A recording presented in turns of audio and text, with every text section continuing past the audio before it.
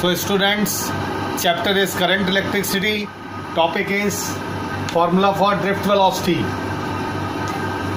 I have taken a conductor whose area of cross section is A and length is L, and this conductor is connected with a battery of potential difference V. Okay,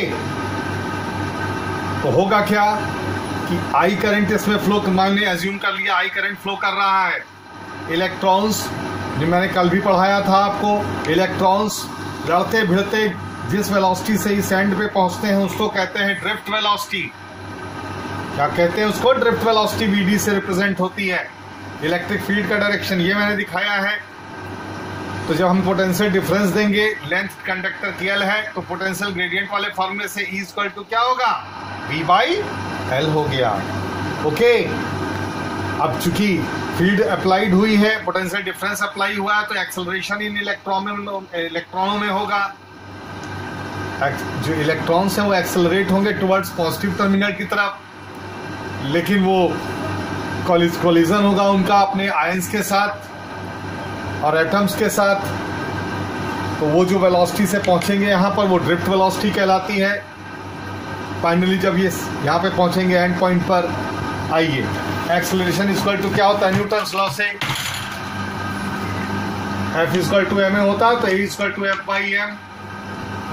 electron है तो जब कोई electric field रखा जाता है तो उस पर कितना फोर्स लगता है आपको मालूम है? E into product of electric field. Minus क्यों लगाया? माइनस इसलिए लगाया है कि इलेक्ट्रॉन का जो मूवमेंट है वो इलेक्ट्रिक फील्ड के अपोजिट डायरेक्शन में है, इसलिए माइनस लगाया है। इनका एक्सेलरेशन जो हो रहा है फील्ड के अगेंस्ट हो रहा है, इसलिए माइनस लगाया है। मास इलेक्ट्रॉन का मास है, ये क्वेश्चन नंबर 2 हो गया।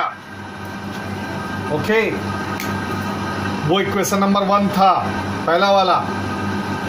अब आइए, due to this acceleration the free electrons acquires in addition to its thermal velocities a velocity component in direction opposite to the field। मैं समझा चुका हूँ।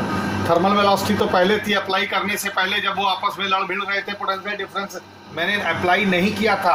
जैसे ही मैंने पोटेंशियल डिफरेंस अप्लाई किया तो भिड़ेंगे तो अभी भी वो एटम्स और आयंस से, लेकिन अब वो एक्सेलरेट होंगे। एक्सेलरेट जब होंगे तो उनकी वेलोसिटी थोड़ा बढ़ेगी, थोड़ा बहुत बढ़ेगी। कोलिजन तो उनका अभी भी चालू रहेगा।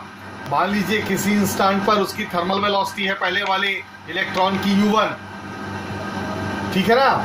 तो τ1 टाइम के बाद उसकी वेलोसिटी कितनी होगी? V equal to U plus AT के फॉर्मूले से।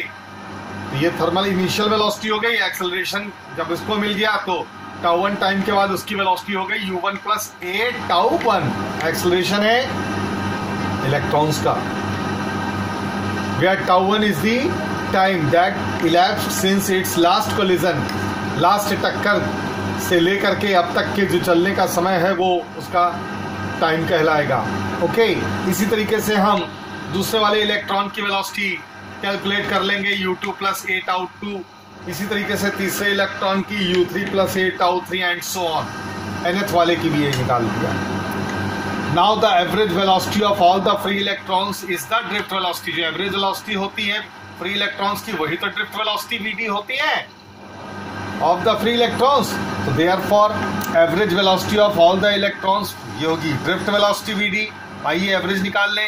ये जो मैंने निकाला था पहले इलेक्ट्रॉन का की वेलोसिटी कहाँ गई? पहले इलेक्ट्रॉन की वेलोसिटी U1 प्लस ये दूसरे की ये, तीसरे की ये, nth की ये, सम कीजिए, n इलेक्ट्रॉन से n से डिवाइड कर दीजिए। अभी इनको कलेक्ट कीजिए। U1 plus U2 plus U3 10 UN upon n plus लगाइए A। यहां से एक्सेलरेशन A ही है तो ये A1 A2 नहीं है। अच्छा,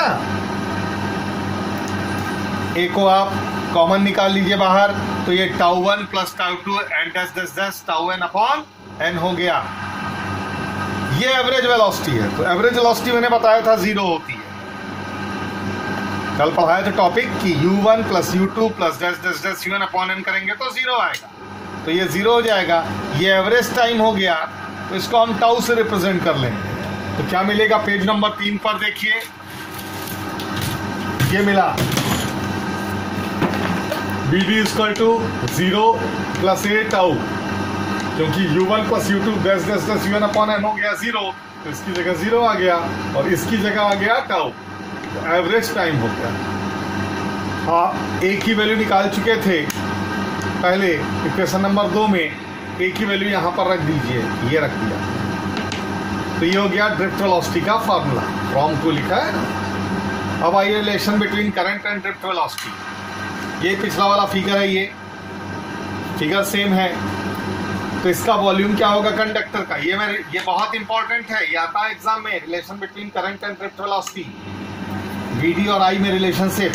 तो एरिया क्रॉस सेक्शन ए है, लेंथ इसकी एल है, तो इस कंडक्टर का वॉल्यूम बच्चों क्या होगा, A into L, area cross section into L, drift velocity भी डी ली है, potential difference across the conductor भी है, इलेक्ट्रिक फील्ड ई है। मान लीजिए if N is the number of free electrons per unit volume, यानी पर यूनिट वॉल्यूम में जो फ्री इलेक्ट्रॉन्स हैं एन है, ठीक, तो टोटल वॉल्यूम में कितने होंगे, total number of free electrons कितने होंगे, आप समझ रहे हैं ना। पर यूनिट वॉल्यूम में if N is the number of free electrons per unit volume, यानी एक यूनिट वॉल्यूम में एन इलेक्ट्रॉन्स हैं, तो इतने वॉल्यूम में ये कितने इलेक्ट्रॉन्स होंगे, ए एल इंटू एन।